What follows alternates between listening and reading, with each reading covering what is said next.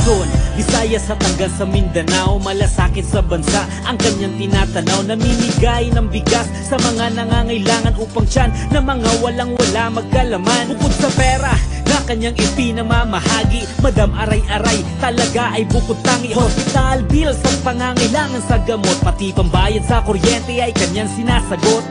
Kaya hindi kami nagkamali, tumutulong sa lahat, wala ang pinipili. Di may tatanggi, ikaw ang aming idolo. Ang mga sumusuporta ay hindi mo binigo. Kaya salamat at may isang Madam Aray-Aray na mabuting kalooban at handang magbigay sa mga kapuspalan nating kababayan. Inspirasyon ka sa iba at dapat tularan. Salamat Madam Aray-Aray sa kabutihan mong taglay, sa bawat pagtulong na walang kapalit, na nakapagpabago ng buhay. Malambot na puso mo sa bawat Pilipino'y napangiti, pagmamahal na tunay.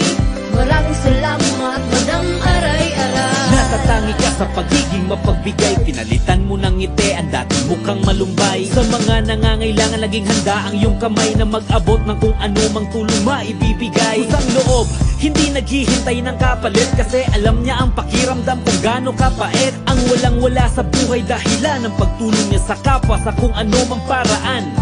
Kaya salamat Madam Aray-Aray sa bawat taos puso mong hatid na tulong sa aming lahat. Saan mang sulok ng bansa ang tulong ay mahahatid, ngiti sa bawat nakatanggap ay di mababatid. Instrumento sa mga nangangailangan, sa mga kapatid nating lubog sa kahirapan. Kaya salamat sa kabaitan mong taglay, nag-iisa kang alamat Madam Aray-Aray.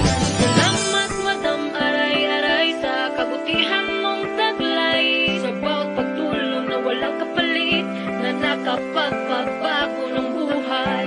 Malambot na puso mo sa bawat Pilipino'y napangiti, pagmamahal na tunay. Maraming salamat Madam